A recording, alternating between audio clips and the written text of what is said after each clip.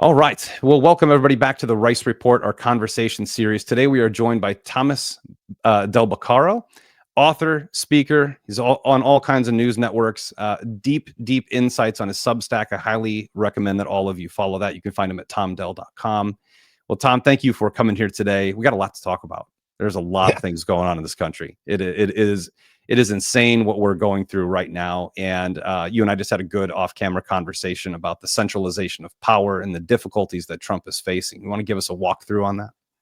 Yeah, absolutely. I mean, government today is the largest industry in America. You probably never hear that much, or your listeners don't, right? They talk about, well, what's the biggest industry, automotive or healthcare or whatever. But the plain truth of it is it's government.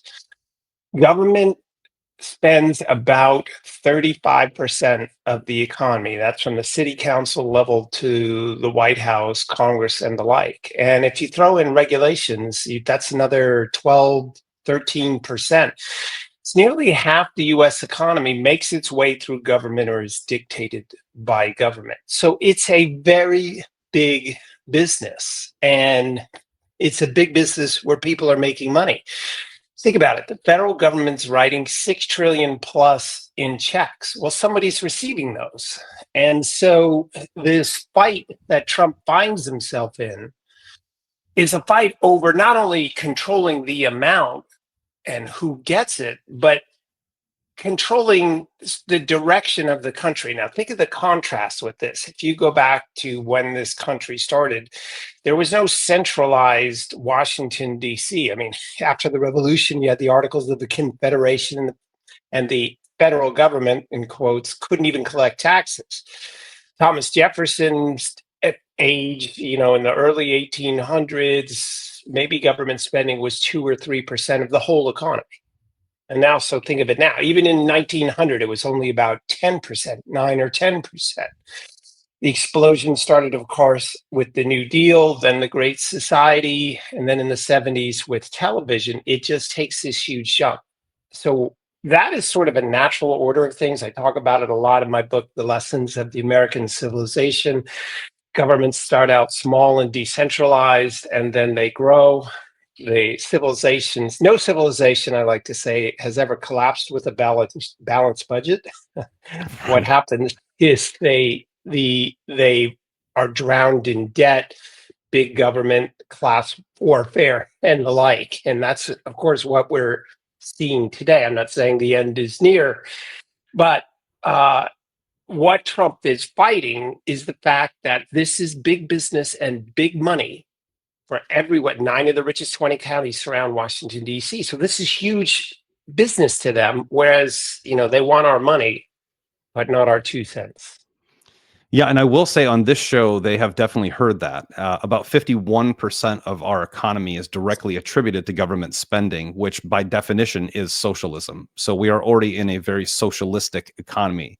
And when that type of spending occurs, you just mentioned something, you sound like a Bitcoiner. Those closest to the money printer, which resides in Washington, D.C., are usually the wealthiest. And in the centralized system, it goes far beyond governments. It goes into the court systems. And that's something that Trump is facing right now as well. We're watching unconstitutional ruling after unconstitutional ruling for really the last 9 or 10 years. Is that a byproduct of that centralization of power? Is this, I don't mind being labeled a conspiracy theorist. It doesn't bother me at all because most of us are proven true right now. But it seems that way. It seems like there's an entire control mechanism designed for the government to grow. Is that something you're seeing in your research and your time? Well, that's always been true in history, right? I mean, the Roman Republic grew in size and circumstance from even a dictatorship. Once it turns into where it has a bureaucracy, that's what flourishes.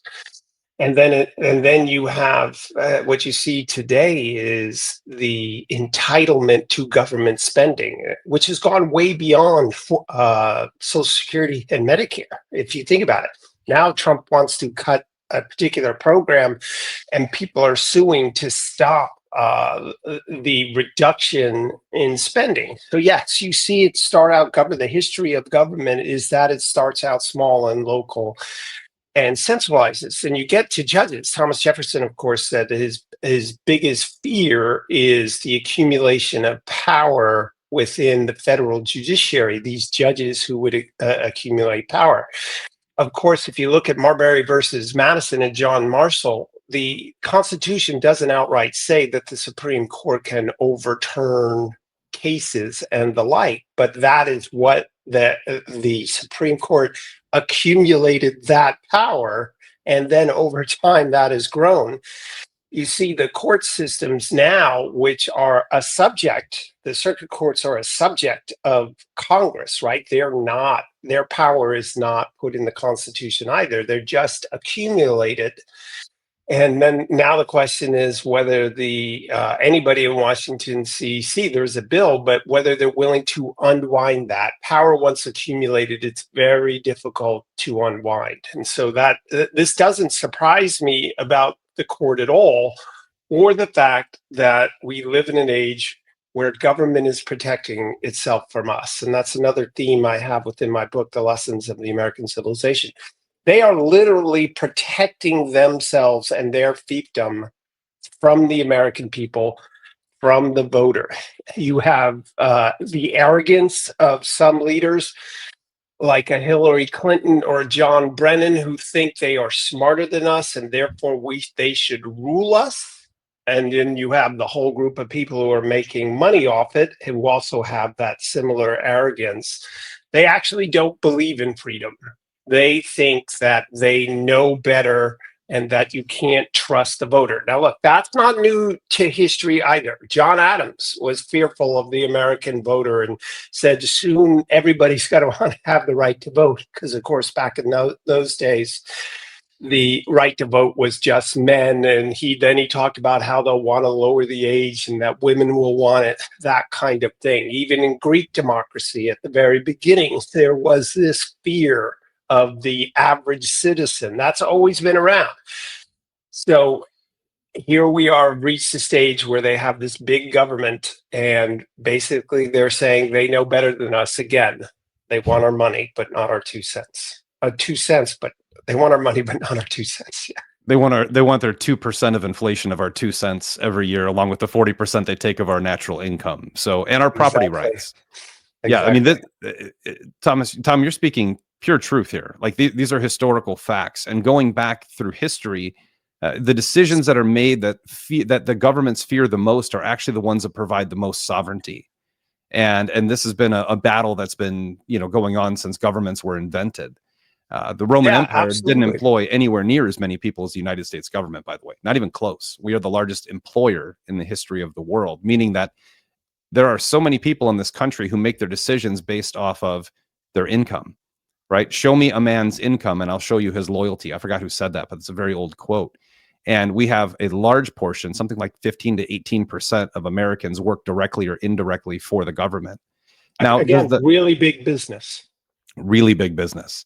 And that big business took a hit in 2022 with the Chevron Deference hearing, which we haven't seen anything from. But that hearing was basically kind of making these 3-letter agencies that were spawned from executive order irrelevant. Now we're watching the system fight against that ruling, which is constitutional. So can you walk us through that process? I mean, we're watching, the EPA is unconstitutional. They just make laws. They don't need to go through Congress or anything. They just make laws. Like, how is that all working right now?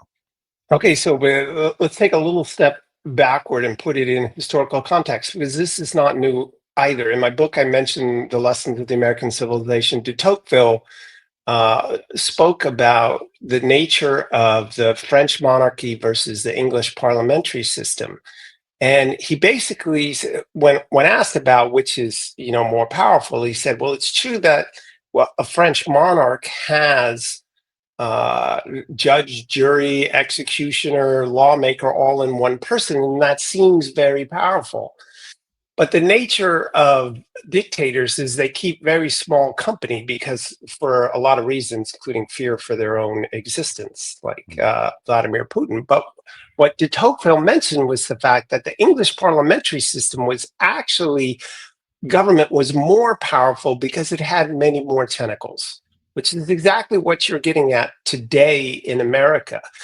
The bureaucracies throughout the country, and it's not just the federal government. In my own state of California, where the Coastal Commission, just by its definition of its name, you're thinking, okay, well, they regulate the coast. No, they're going back 10, 15 miles inland because that water reaches the ocean, right?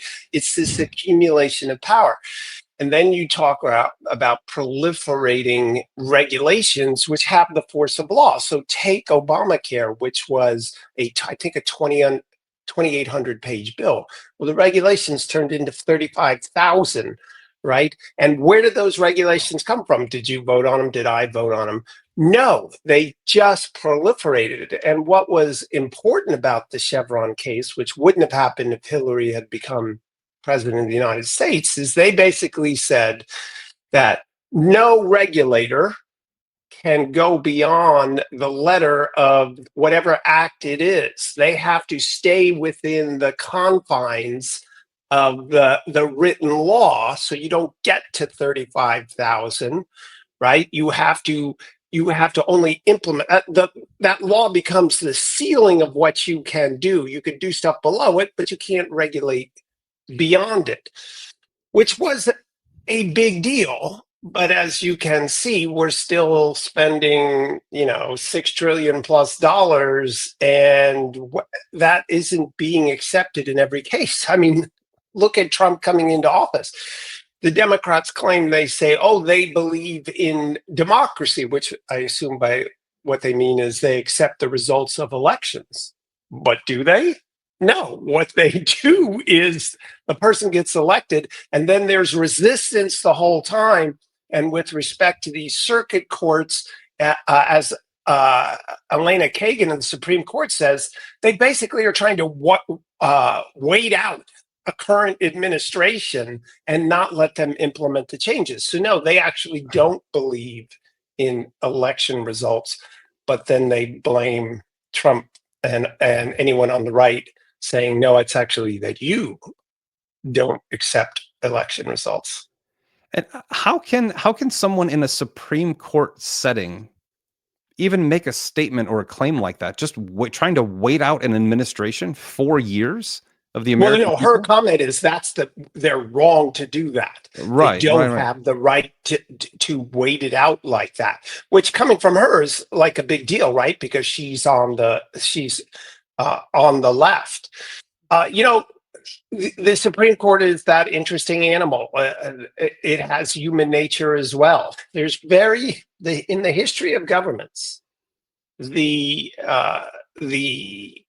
conservative who's by this definition, an Antonin Scalia in the Supreme Court, I will not increase our power. I will not allow Congress to exceed its power. I will, in fact, accept the strictures of the Constitution. Those are incredibly rare people. It is more normal in history for someone to say, sure, I think there should be limited power, but don't worry about me. I'll be able to use power well. So give me a little bit more, and then they leave. And then what happens? The next guy says the next thing. And then sooner or later, freedom dwindles, often sooner. That's very well put. Very well put. And that the amount of judges we have that are making obscure, like Amy Coney Barrett, her decision making is not in line with what we were told of who she is. I'll stay away from the Supreme Court topic because it gets sticky. But it is interesting that a leftist judge is pointing out that courts are waiting out a president, which happened in the first term too. This isn't a new thing relevant to Trump, who's trying to create constitutional practices. And this country has fallen way away from that. Yeah, and this too isn't new to history. All governments seek to protect themselves once they assume power. You can just go, and it happens in very different forms. So the queen of the Kingdom of Naples was actually the sister of Marie Antoinette. And when she saw what happened to Marie Antoinette, she girded her system there and restricted who had access and things like that to hold on to power. The example I often talk about in my speeches is Venice in 1310, when their government was challenged with a small demonstration. They created something called the Council of Ten, which was the West's first spy network, internal government spy network. Well, now look at John Brennan and James Clapper. Where you remember James Clapper testifying, and they asked him, well, were you collecting data on Americans? And he sat there like this, like the worst psychological exam in history, right? Who didn't know he was like, not wittingly. But so in 1310, they create the spy network to spy on people who want to take power from the government. Well, that's why we had a Fourth Amendment. But the problem with the Fourth Amendment is now they can look into your phone. There's my wife. You can look into the phone and get the information about what you're doing without a subpoena, which is a very dangerous thing. And in a very real sense, government and freedom are ends of the seesaw. When government is up, freedom is down, and that's just reality. When freedom up, government tends to be down. And the thing about our founders, which is so extraordinary, is they understood the value of freedom and freedom's value to history. The value of freedom meaning that they wanted people to be free. That's an end point. That is a good, just your ability to be free. And they also understood the value of freedom, which is there's always the socialist in history, which is the someone who thinks that they can control things, and they understood that that didn't work. They looked at Greek democracy then, they look at the end of the Roman Republic, they saw what King George was like, and they knew that freedom was a bulwark against that. But it's a fight that needs to be renewed in every generation, which is why the left historically wants to control education. I couldn't agree more with that statement. I mean, that's been proven since 1864, when the first documentation of communists coming into this country, or communist ideals coming into the country, targeted education. And great book, I don't know if you've read it, called Hope of the Wicked, documents all of the education in the first two chapters, all the quotes throughout history of wanting to control generations of thought. So if you can control thought, which we're seeing, I mean, it shouldn't, if you're a leftist watching this, probably not many of you. But if you're watching this, this is not make-believe. This has been an absolute point throughout history to control the minds of the next generation, to weaken them and soften them for more government, more imposition, more tyranny. And we are at grand scale. We have never been at such a large, bulky government in the history of the world. And it's causing problems for Trump, who's trying to go back to sovereignty, through Doge, trying to shrink the government. So Trump himself is facing this stuff, and there's a lot of people, myself included, right? So I'm not gonna exclude myself, that are very anxious and impatient right now to see justice in this country. We've watched injustice literally for 30 years, really intensified in the last 6 or 7. And all these roadblocks he's going through. I mean, this is something you just wrote. We just wrote about Alcatraz. We're going to talk about that in a moment, because I loved your take on Alcatraz, very similar to mine. But Trump is facing these types of roadblocks through the court systems. And I put this on Twitter the other day. Our problem isn't corrupt politicians. It's corrupt judges. Corrupt politicians have existed forever. So have corrupt judges throughout every civilization. But we are watching a man who's had, he's threatened to be arrested. He's faced multiple indictments, lawsuits that all just went away. And now he has all new battles. Like the Letitia James situation is fairly entertaining because she can't maintain her cool or integrity. So watching her interviews is actually pretty funny, watching the tables turn. But what are these hurdles that Trump has to get through right now? The over bureaucracy of America. What is he going through right now? A lot of people need this conversation, because a lot of people are getting very impatient in 104 days. I mean, it hasn't been very long. Yeah, no, it hasn't. Decades ago, I used to say, if only what government actually does was exposed to the American people, they would stop voting for it. And that was my great hope for Doge at the end of last year. And my prediction was that Doge would be the biggest domestic dynamic in 2025. I don't know if that's going to be true come September, but it certainly got off to that. this creeping growth in government that happens behind the scenes, and then the attempt to expose it, and then the media and the left's desire to, because that's where they project power. The only mathematical equation you need to understand in politics for elected governments is that money equals power and power equals money. And what I mean by that is the ability to hand out money is the socialist power, because that's how they lure you into their system. And then on top of that, begin to regulate your lives. But it is in that initial process of demanding things. So you talked about the socialist in history. And of course, it came over here in the late 1800s because industrialization happened in England first. True socialism or related to class warfare starts after industrialization. So Marx was after industrialization. And then those views come together when differences in classes emerge after a commercial economy.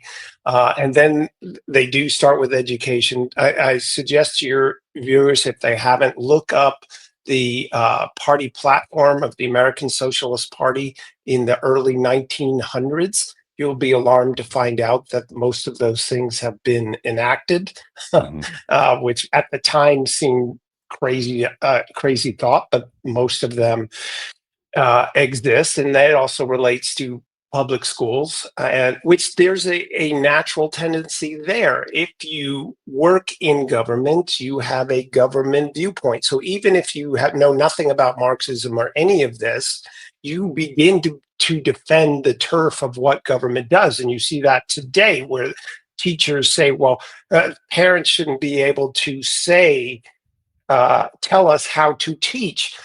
There are some Marxists in education who certainly believe that. There's some non-Marxists who believe that and don't associate it with socialism. They just think, well, I know better. What do you know about education? And so what Trump's fight with all of this is trying to break that and trying to return power. And so this is a really good inflection point in our discussion. When I talk to people, of course, I don't. I've been a I did over 600 radio and TV shows around the globe last year. Wow. Things need to be, in some ways, distilled down to a very simple concept, which is at this stage, with $2 trillion deficits and 37 trillion in national debt, you either accept that's unsustainable, or you are part of the problem. You either accept that we have to pull back, or you are part of the problem. I can think of only John Fetterman now today among Democrats of all people who talks about how we just can't have endless government. They're defending endless government. So if you're defending an endless government, it's unsustainable. So many people are Trump haters. Many people want to needle him on a particular issue. But if he fails in this endeavor, which you talk about, which is to unroll some of this, then what happens next? And the Secretary of Treasury, Scott Bessent, who I know, that's why he's sitting there. He's sitting there saying, we've come too far. We either unravel this, or the poor are really going to get poor with endless inflation and the like. So Trump's battle, which is a day-to-day battle, right? It's one day it's about this, one day it's about that. But at the end of the day, you either accept we can't do 37 trillion in debt and $2 trillion deficits, and that will not just diminish the country, but cause real economic problems in the future, like the 9% inflation or you do not accept that. And so I take with a little bit, I'll stop filibustering, a little bit of philosophical thought about when Trump says this or that, when he's depicted in the Pope's outfit or something like that. I try and keep, the philosopher should keep his eye on the big picture, which is I said it earlier and you smiled. No civilization ends with a balanced budget. That's correct. That's correct. And I don't think people realize how much money gets thrown around Washington, D.C., how much pork is in all of these bills, 1,200, 1,800 page bills. We need to go back to single issue bills, period. And I don't know You if mean the that'll ever happen. Constitution, which Yeah. was double spaced, really big handwriting of Governor Morris? That was only what, 8 pages? I mean, it's fantastical when you really like the stuff Doge is exposing, right? Like all the obscure spending, the strange things, the amount of money for Pakistan for gender studies or salmon studies in California for $9.5 million. They're protecting the water for the salmon and stealing it from the people. These things are ridiculous, but they're so obscure. They're so strange that most people look at it and they laugh or they say, "Wow, this is crazy." They're not really looking at the deeper picture here. That look at military spending when we're in times of conflict, because we haven't been in war for a very long time, but times of conflict, when we get big military budgets, you look at things like Bic pens, which cost, well, they were 39 cents when I used to buy Bic pens. I don't know, they're probably $4 now. But when they were like, 39, 59 cents, now they're charging like $27 per pen. Where do you think that spread is going between what they paid for it and what they're selling it to the government for? There are Well, big pockets. yeah, as Elon Musk pointed out, uh, there's no accountability. Milton Friedman used to say about the problem with government is when you spend money on yourself, you're really careful. When you spend your money on someone else, you're not quite as careful, but you are careful. But when you spend other people's money on other people, you're not careful at all. This is all within human nature. What marks the conservative versus the progressive or liberal in history is that the conservative tries to understand human nature and work with it. The socialist who believes in equality doesn't accept human nature. So the human nature of government is people like to accumulate power and they'd never like to give it up. Very few do. But also when it comes to spending money, again, they get this rush to when they can appropriate. And then when they're negotiating, and this is what Elon Musk talked about, they're negotiating with other people's money to do things for other people. There is no personal restriction. They just go on and on. And so the challenge in reducing government is always how to rein that in. And it's not easy. And also remember the level of corruption. I what was it? $90 million for condoms for Hamas. I don't believe there was condom. There might be a few packages, but the mislabeling and the corruption must have been stunning. This is a huge confusion all around the economy. The funny thing is that as soon as tariffs came out, which haven't been around a conversation for 100 years, everyone on the internet was a tariff expert, right? Like the next morning, everyone knew everything about tariffs. And admittedly, I know a little bit. I actually support the process because I think in order to reduce taxation, we have to increase revenue, and I would rather companies and foreign countries pay the government than me. But of course, this is phase one, and I want to get your take on this, Tom. You've been writing about it and talking about it for a bit. Yeah, well, it's a very complicated subject actually, because there's distinct and important foreign policy concerns, and then there is the issue of free trade, fair trade, and what it all means. If we start with foreign policy, which I've been talking about for decades, not all countries with whom we trade are the same, right? England, Italy, these are countries that are have the interests of mankind in general in a much better place than, say, China. And although we trade with China, because China has stated its goals, literally they want to be the world dominating country. They are communists. They have laid that out. You don't have to believe me, you, Trump, Reagan, or anyone. This is their stated plan. And it's not a good thing. Communism is not good. It is anti-freedom. So we shouldn't, although we are going to trade with them, we should not be giving them beneficial terms. We should not have allowed them into the World Trade Organization, WTO. We should not currently give them the ability to trade with us on most favorable nation terms, because they are using that money to subjugate Taiwan, to build their military, and to undermine regimes around the world. So, excuse me, in very simple terms, China, Russia present very difficult, Iran, very difficult countries, North Korea, with whom to trade. We should have, if we trade with them, it should be on our terms, not their terms. Now, that leaves the rest of the world. The ideal, Adam Smith to Milton Friedman, is to lower trade barriers and allow goods and services to flow, because the more trade, the more these countries need less of our um, beneficial giving away money to them, foreign aid as it's called.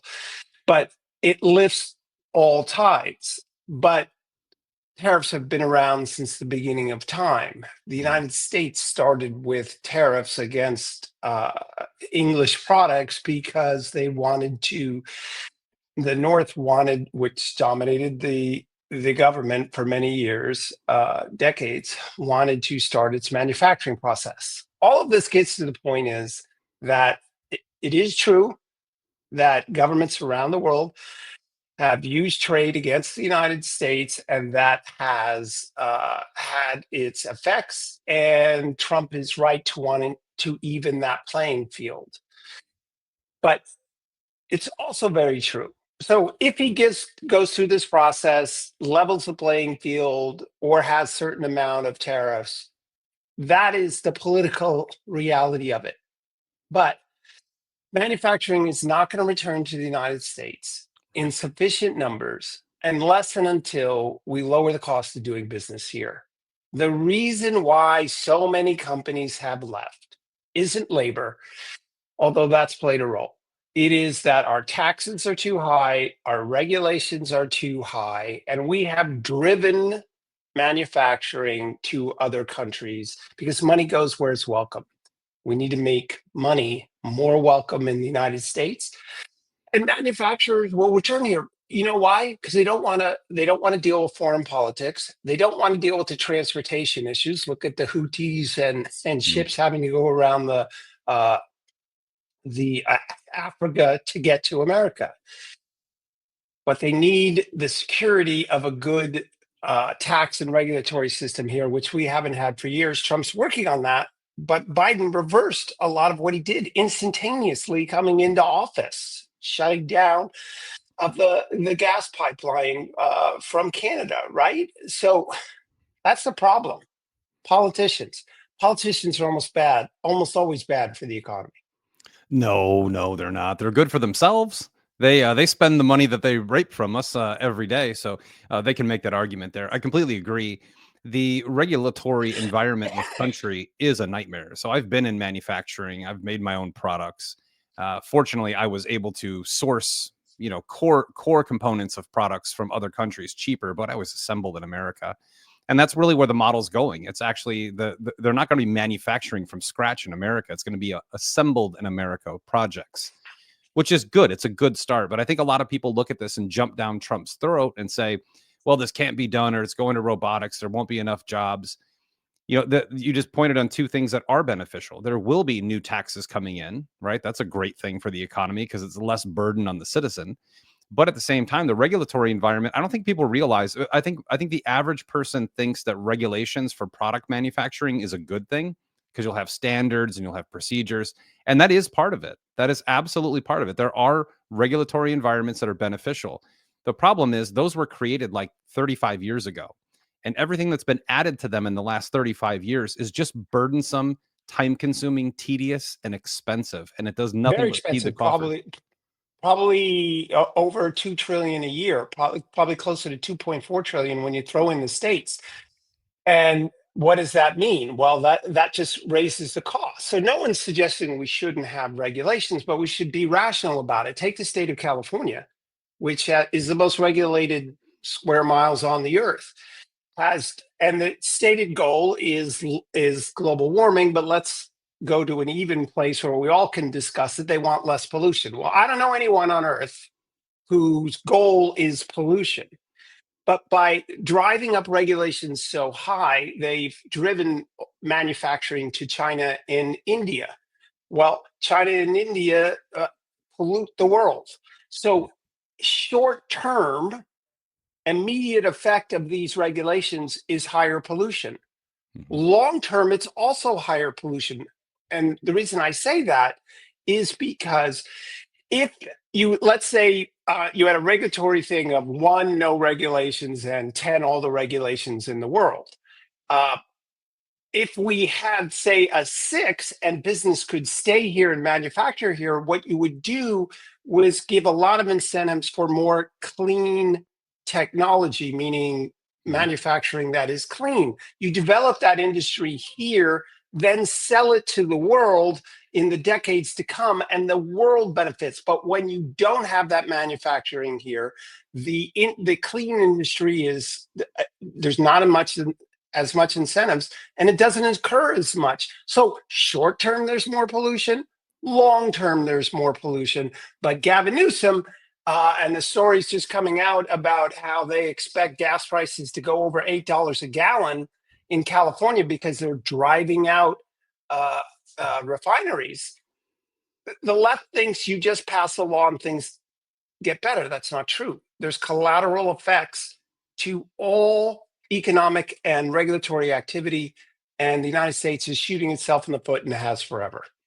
Well, I think with the overburdened regulatory environment in California, speaking of gas prices, one of the refineries in the Bay Area just blew up 3 days ago. So, of course, you can guarantee $8 gas, and that'll spread from California throughout the rest of the country. Now, that refinery in the Bay Area and every refinery in America doesn't actually refine American oil. It refines foreign oil. We ship our American oil to refineries in other countries that refine. I always give the strawberry versus vanilla ice cream. We drill for strawberry, but our refineries refine vanilla ice cream. Russia refines our ice cream, right? Like that's how ridiculous it is. In California, thankfully, I don't live there anymore. Good Lord, that is your life is regulated. So imagine doing business. I did the business there for about 15 years. And when I moved to a different state, I didn't realize how simple business actually was. It was Or so could be, yes, you go uncomplicated. to Texas where you open up a business and the government walks you through the process. You do it in California of any size and they sue you. Yeah. Yeah. And then they tax you and then they penalize you with interest on the lawsuit you had to pay for. Absolutely true. Now, you mentioned India and China. So, for about 2 years now, I've been saying India will end up being the third largest economy in the world in the next 5 to 10 years. And I think that's a pretty safe projection. It's not necessarily a totally radical thought. I think we may be seeing them approaching possibly a second largest economy in the world with what's happening in the trade wars because they are reducing tariffs. They've dropped it to zero tariffs with America. That's a rumor that spread. I haven't had anything confirmed on that. You may have. But as soon as that happened, and this is the strange coincidence, so California comes out and says gas prices are going to $8, a refinery blows up. India agrees to do a great trade deal with the United States to lower fees to get more products imported into America. The very next day, missiles are fired into Pakistan. So that is something that's happening now as we speak. It just kicked off last night. Do you have any views on that? Have you heard anything? You're an actual person plugged in here. I'm just a podcaster. See, keep in mind that throughout history, a rising population leads to a rising economy. A falling population tends to result in a weaker and smaller economy. China did this to themselves with the one-child policy, and now they're facing severe population shortage, which won't be resolved for 20 or 30 years if they turned around tomorrow and started having 5 kids. But that's out of their culture now. Then you throw communism on top of that, which in history, the communists can claim that, oh, we turned the economy around very quickly, but not for very long and in a stable fashion. The capitalists, it may take them longer because it's private investment, but it's always better in the long term, which brings us to what's your prediction related to India, which I think is very good. India's population is growing, China's is not. India is more capitalist, China is not. By doing what you described, India, something's up because Apple moved its American product that is going to wind up in America to India, which tells you there's going to be this trade deal. And so, yes, I agree with you. When we do this show in 20 years, you're going to crow and say, didn't I say India was going to be the growing economy and China to diminish? All other things being equal, nuclear war and all these other problems, I would say you're right. Yeah, I think it's an inevitable thing here. Just watching just seeing how quickly the response to it, very similar to the Israeli war that happened, a terrorist response with full military force. It's kind of the same thing that's happening there. These things aren't coincidence. I think BlackRock has a hand in these things as well, because if you're going to build a new economy, they're going to finance it. I mean, that's one thing that's been proven throughout the last at least 30 years. The very interesting topic with India and Pakistan. I'm going to let it develop for like 4 or 5 days to kind of see what's going on. It is that time. It's like you check your watch every 12 years, Pakistan and India kind of pop off. Something happens for a few days and it fizzles out. But let's move back into America. You wrote a great piece, very short piece on your Substack, which you guys can follow and you should follow every time you put something out. Great short piece on Alcatraz. When this announcement was made, Trump came out and said that. So we've had a lot of feedback on Guantanamo Bay, Gitmo. It's a terrorist for terrorists. It shouldn't be for domestic. We have this conversation of deporting domestics to El Salvador, these El Salvadorian prisons. That country is completely turned around because their prison system is hard. Prison should be hard. That's what criminals need. It's a rehabilitation place for hard people. So you put hard people in a hard spot, it softens them. They can actually rehabilitate. I've been to Alcatraz twice on tours as a kid. It is the scariest place in the world. I think anyone who's been there never wants to go there. And the announcement from Trump, I'm going to give your take on it because I think it's spot on why this was announced. So Trump's the brand guy, right? Everything's the brand, his name, the manner in which he acts. This is who Trump is. And so, look, he's a law and order guy, right? What did he campaign on? He campaigned on closing the border and deportation. Now, that will fit within his brand because when he was president before, they did the same thing. It took them longer because they sort of had to figure out the path to do this. But they shut down the border compared to Obama, shut it down, certainly compared to Biden. So when he starts campaigning again, he says, I'm going to shut down the border. It's consistent with his brand. So why does he bring up Alcatraz? Well, for the reasons you said, everybody knows it's a tough lockup joint. And what he is telegraphing is, I'm going to be law and order. And that is how you deal with law and order. And the historical example I give in the piece, which I talk about frequently, is what happened 100 years ago in New York, Detroit, Buffalo, and Chicago, which was the mob was out of control. Some people thought there was the Castellamarese Wars, which was the wars of purity, the Sicilians wanting to drive out the non-Sicilians. And it was bad for business. The mafia, that would be Lucky Luciano's claim. There were dead bodies in the street. It was ugly. And so the cops and the politicians had enough. And so they announced a crackdown. Then they put cops on the street corners. Then they arrested people. Then they put them in jail. And they did this in a very public fashion. And that's what convinced, quite honestly, Lucky Luciano that this is bad for business, because if we're in the papers for going to jail, that's not going to be good for us. And he was convinced they were going to stick with that. And so what happened was, very publicly, they said they're going to crack down, and it worked. That's how you fight crime. You say you're going to fight crime, and then you follow through. And I've talked about this with law enforcement sitting next to me or otherwise, and all of them agree. It is not rocket science, but it is persistence and determination to do something. They get the message and it matters. Now, we know this works because look at the border. And my piece on Substack, I talk about this. Trump didn't build a foot more of wall that I'm aware of, right? Yep. Yet it's shut down overnight. Why? Because the cartels knew that Trump was serious, just like they knew Reagan was serious when Reagan came in to deal with in foreign policy, meaning Iran. They just gave the hostages back as soon as he got there. They knew Trump was serious. The cartels are in hiding. The people coming over the border has gone down. There hasn't been, we didn't put an army there. There isn't all these things. It was just on reputation. And so when Trump says, I want to do Alcatraz, it's just as you described. It's a tough lockup joint and it's sending a message. And that's where we're going to get self deportation. So Trump likes to trigger the left. That's what he And was he's really doing. good at it. He's really Yes. good at it. But more importantly, he follows through. He's got this law and order reputation in his work, and it is saving and will save American lives.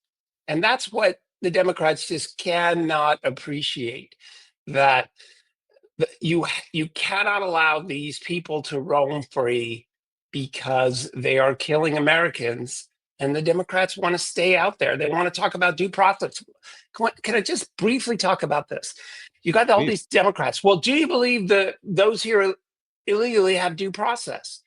Well, as if due process is one set of laws for everyone to be dealt with exactly the same. That's not true. You have a right to a due process. You have a right to a trial among your peers. That's not true in certain civil circumstances. If you come over the border illegally, there's a different set of laws that apply to you than me or you. So due process does not mean everybody is treated exactly the same under the law. It just means that there is a process, but we have developed different processes. And that's why when Trump says, well, what really the administration needs to say out loud is, well, what do you think the steps are?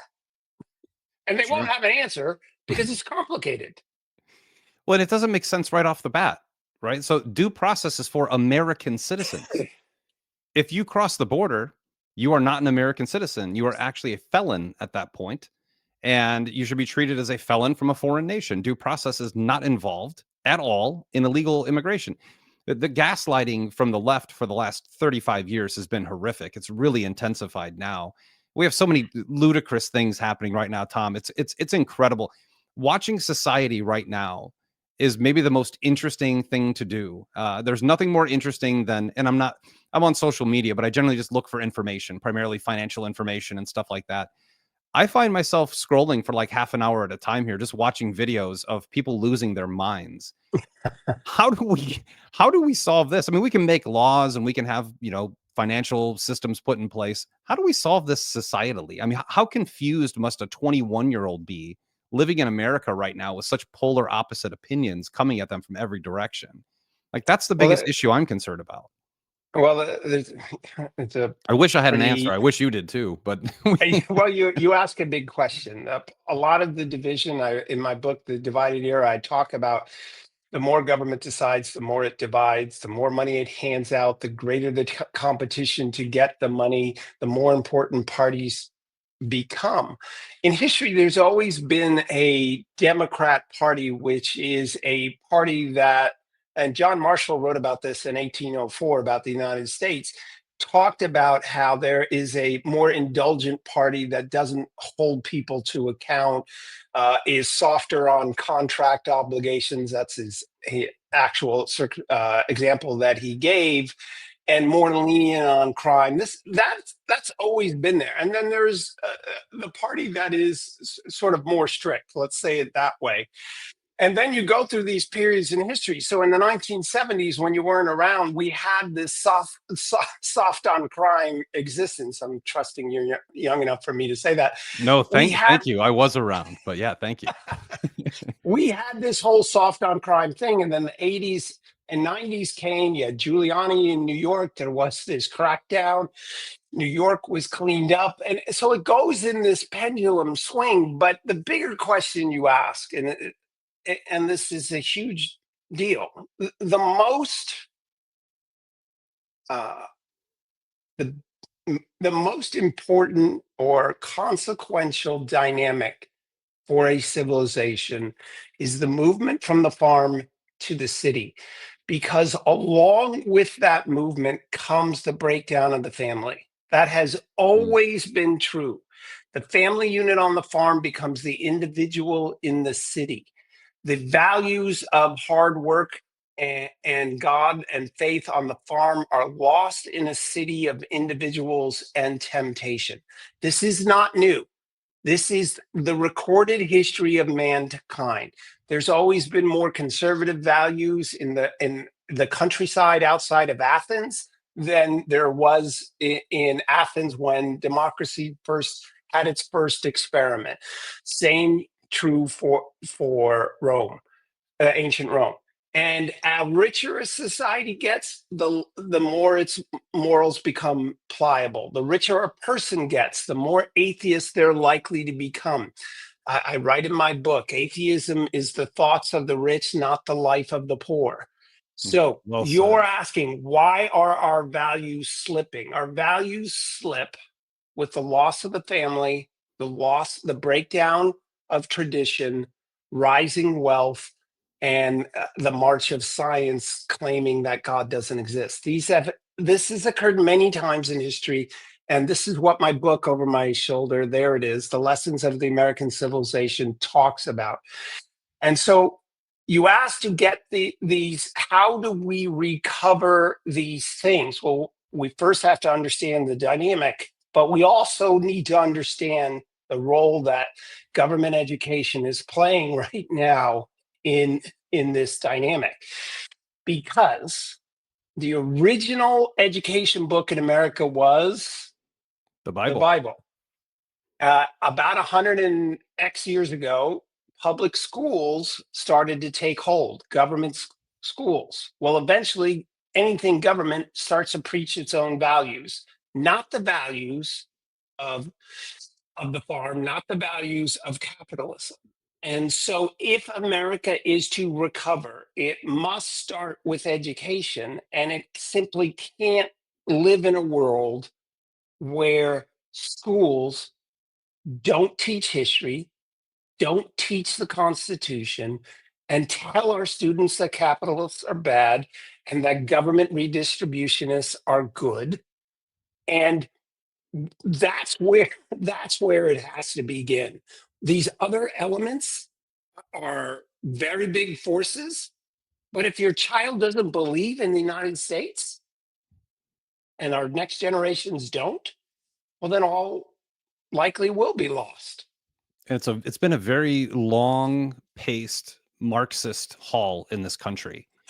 There are quotes in books I've read back to and by the way, you just quoted somebody who described today in 1804. So we've known about this two-party system and how each party plays their own role literally for 200 years and learned nothing from it. So history is an important teacher. It is maybe the most important teacher. And it's interesting when I talk to a gold person, they'll say, well, how do we fix societal problems? Oh, we got to go to a gold backed dollar. You talk to a Bitcoiner, we got to go to a Bitcoin standard. You talk to a strong believer, we got to get back to faith. I actually believe all three of those are important, but I think you touched on a fourth topic there, which is education and family. And this country, our constitution is built upon scripture. It is literally built upon scripture. A lot of it was from Luther. And we have these teachings that created a free world society we have allowed, and I think this is something every American needs to hear. We have allowed Marxists. They haven't overtaken us. They haven't overpowered us. They haven't pulled out a single weapon from a holster. We have allowed Marxism to creep in generationally through the educational system documented since 1853, before communism was even really a thing. So these teachings of the state overpowering God, and this is what this podcast is all about, Tom. We talk about money, Well, so politics, and religion. let's stop right there, because I've said forever that the socialist Marxists, big government people, do not like competition, No. and they drive God out of the public square, because if you believe in God and family values and all these things, you don't have much need for government. Mhm. And so they don't like this competition because they want you to a legal term, meaning you follow what the state says, like with respect to COVID. You do what you are told, and you believe that the state will produce something and that's the right thing to do. Individual, I say to people in my speeches, I'll say it now to any of your listeners, I'll give them $1,000 if you can show me where in the Bible or the Torah where it says, become a ward of the state and you shall reach salvation, or become a leader that forces people to do that and you shall. No, what is the as we're talking during a period where there's a papal conclave, what the Bible says is help thy neighbor, love thy neighbor as I have loved you. And that tells you that you don't need government like the socialists would have you need it. And so they drive God out of. Remember, John Adams attended church services during his presidency Mhm. in the Capitol. In the War of 1812 to 1814, when they burned down the U.S. Capitol, it gets rebuilt. And for your listeners, if you're watching the speaker the next time and there's a camera looking down at them, above the camera is the visage of there's visages all around. All of them are profiles except for one. The one looking down is Moses, full face. So anyone who says that our founders of our civilization wanted to drive God out of the public square, I don't know, when did they put in God we trust on our it's just false. But why are they doing that? Because they want you to give your allegiance to the state, because that's where their power is. If you give which, by the way, a certain figure came around 2000 something years ago Yeah, and changed a said, lot of things. render under Caesar what is his, right? Give to So Caesar that which is that's, Caesar's, and give to God that which is God's. The real question, yes. I love that quote for people who are statists who say, well, see, give it to Caesar. My personal interpretation of that, and just take it for what it's worth, everything is God's. Everything. Nothing is Caesar's. That's an illusion. This is why they want to drive God out of the public square, because if you're helping thy neighbor, remember what I said earlier in the cast, which is the only mathematical equation you need to know is money equals power. And if you don't need their money, or you don't need what they're selling or giving away, then they don't have power over you. And that's all the way through throughout history. It's not about America. It's not, the word Marxism didn't exist when politicians knew that the way to control you is to get you dependent on them. And America, what de Tocqueville loved about America, democracy in America, was that we weren't dependent, that we helped each other through associations and met and resolved civic issues privately. And we're losing that. And the socialist wants you to lose that, because the socialist wants you to believe that it takes a village of politicians to create the perfect society, which it doesn't. Remember, our founders thought, we talked about this earlier, freedom is a high value. That is the state you want to achieve. It is not wealth, not security, but this freedom. And the socialist doesn't believe that. Not at all. I mean, that is proven through every doctrine that's ever been written. And by the way, if you're watching this and you haven't read the Communist Manifesto, you absolutely should, because what Tom just described is literally in the playbook. Remove God, replace it with the state, have everyone worship the state. This is literally part of their plan. And it's not a conspiracy theory. They wrote it in a book. And they've been achieving these goals as very covertly as possible for about 200 years. We can, even in this conversation, we can date it back at least 200 years. But So remember, it goes farther back. When you have the investiture controversy as to who should be able to pick church officials in in the 1000s and the 1100s, the German kings wanted to decide who, not the Pope, but who they wanted to make that decision. Why?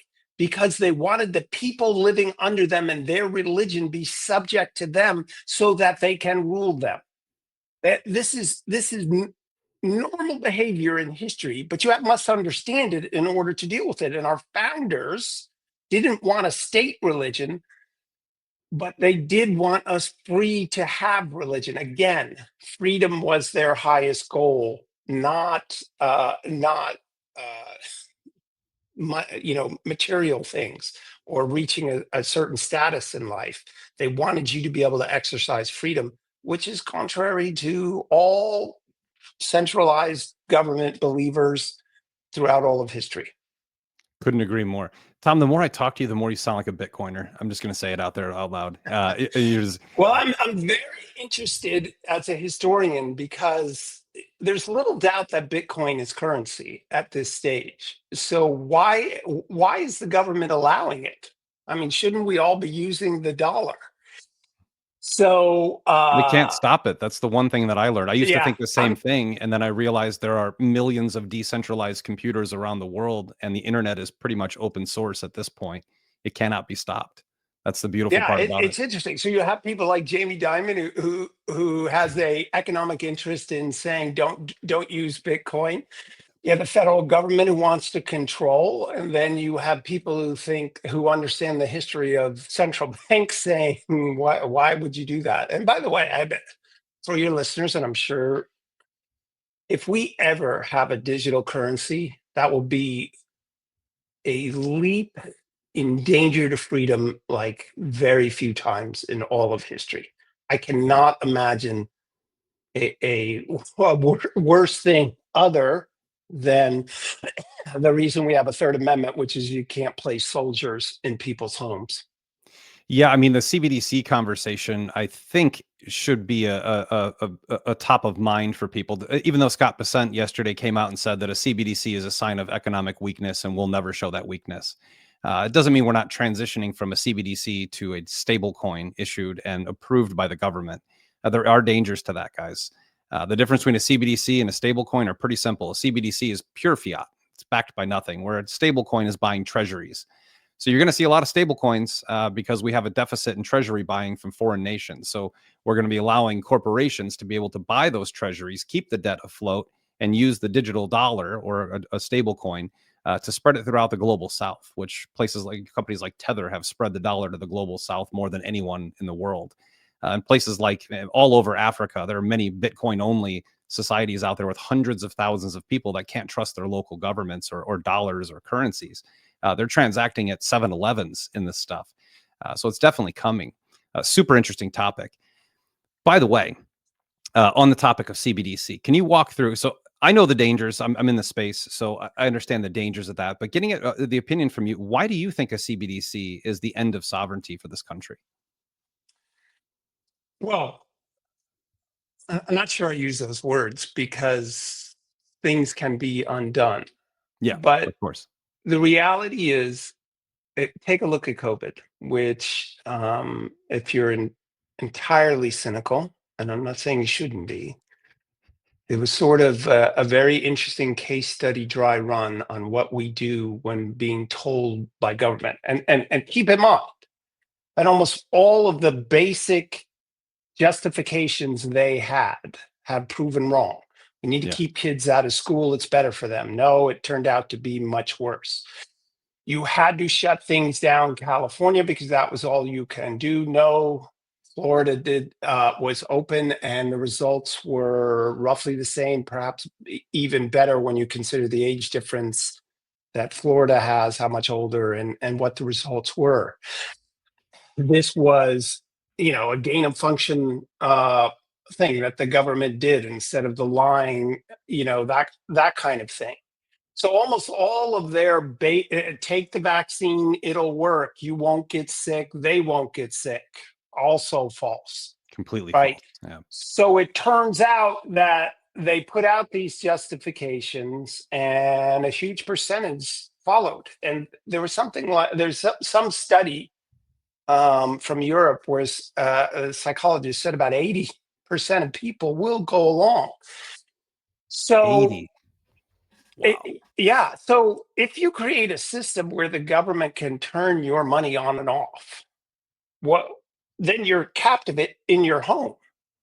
And why America succeeded, and this is sort of a really important thing. Maybe we can end on this note. When America was created, you had 13 colonies, and economic power was spread out almost evenly. Yes, Virginia is much more important economically than Delaware, but there was no centralized power, right? We talked before about the Articles of Confederation. The central Hmm. government, quote unquote, couldn't even collect taxes. Democracy, meaning the kind practiced in ancient Egypt or us today, or any, if we define democracy as a citizen's true ability to affect government, cannot succeed when economic and political power reside in the same group of persons or person. So in ancient times, you had a king who owned the land, owned all the power, and you worked there as a serf, on and on, generation to generation, poverty, no economic power, no political power. Democracy becomes possible when economic and political power separate, and then creates this counterbalance. And none better in world history than the United States, because the power, economic power, was very evened out across the 13 colonies, and there was no centralized power. The biggest danger to America today, to quote democracy, small d, meaning the voting process of creating your government, the biggest threat to the republic is the fact that we have now come full turn. We have an incredibly powerful central government. We have doing big deals with big pharma, big food, big employment unions. And if you look over the last 5 years, who was the biggest player in politics? Well, that would have been Pfizer and the Yep. federal government, right? So anytime you centralize power, freedom dies. If we reach a stage where the federal government can shut the economy down, keep in mind under Trump, it was the states that shut the economy down for That's correct. COVID. But if you reach a point where the government can shut portions of the economy down, whether it's because they turned off your bank account, which, let's face it, I They tell already my can. my, my friends, where's your money? Oh, it's on your computer. God Right. forbid there's an EMT or something like that. You may not get to your money for who knows how long. So that's the threat. That's the danger that America faces today, is this centralizing of in power. And the reason why Trump is important isn't just the border. That's important. Sure. Trump has many flaws. A lot of people hate him. But either you get that we can't do 37 trillion in debt, and we have to break up the power monopoly developing in Washington D.C. I hate using George Washington's name even associated with what it's become. Amen. Either you get that and vote the opposite of that, or you're quickening the demise of the United States. And God forbid we ever got to a digital currency, because what power would those 80% have? What would you do I mean, you'd be in stuck. protest? Nothing, because you'd have no money to retaliate. I don't think people Yes. understand the idea of a CBDC is backdoor programmable control, completely digital, which kind of scares me away from even altcoins, because there's corporations involved. And if there's corporations involved, they have boards of directors, they have VCs, they have human influence, they select validators. There's a lot of issues with these things. Far, far, far distant reach from a CBDC, by the way. Much better solution to have a corporate coin than a And where government. are we going to be? And remember that these phones are 19 years old. Mhm. But and now we take them for granted. Where are we going to be 19 years from now? We won't even need a Well, phone. and they're going to want you to vote. that way as well. I mean, I'm for paper ballots. If Elon Musk, you know, uh, Jerome Powell, and my national writing career started with a criticism of Jerome Powell. Well, it really got turbocharged with a piece on Fox Business about him. Last October, You just went they up had a one meet. more level, Tom. Like I already like you, but you just went up one higher level, not liking Jerome Powell. So thank you.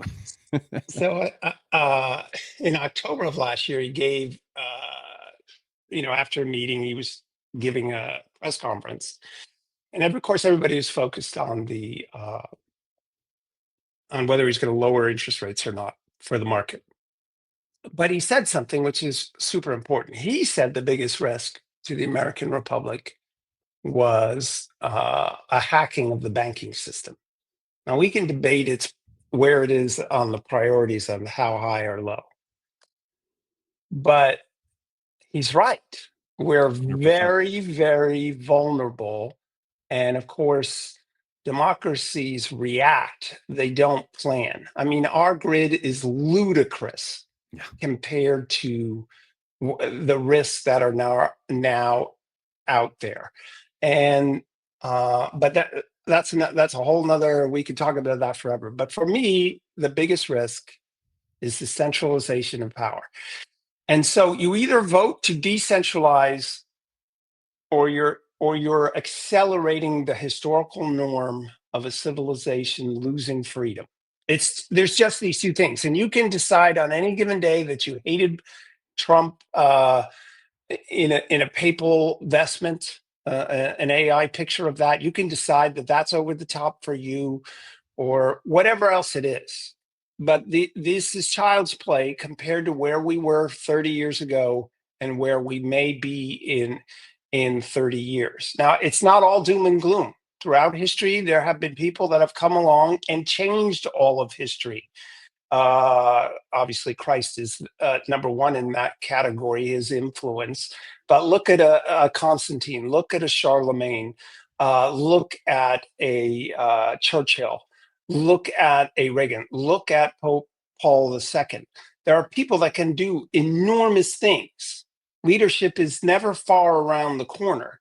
But as we wrap up here, because I got to run, we must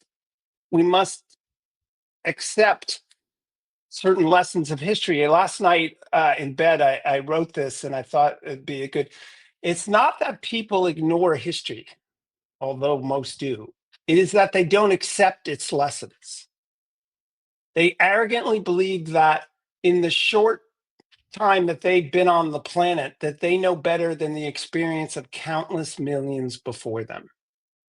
Wow. It's that conceit which is so dangerous, that we don't look back and learn the lessons of history. That's sort of my role in life.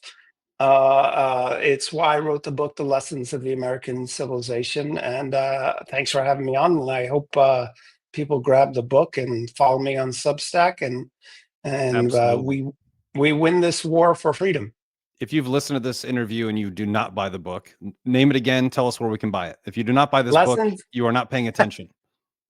Lessons of the American Civilization. You can go to Tom Del right there below, TOMDEL.com, or get it at Amazon. Eric, thanks so much for having me on. Absolutely. God bless you, brother. God bless you. Thank you for coming on, and God bless this country. All right, take care. Definitely.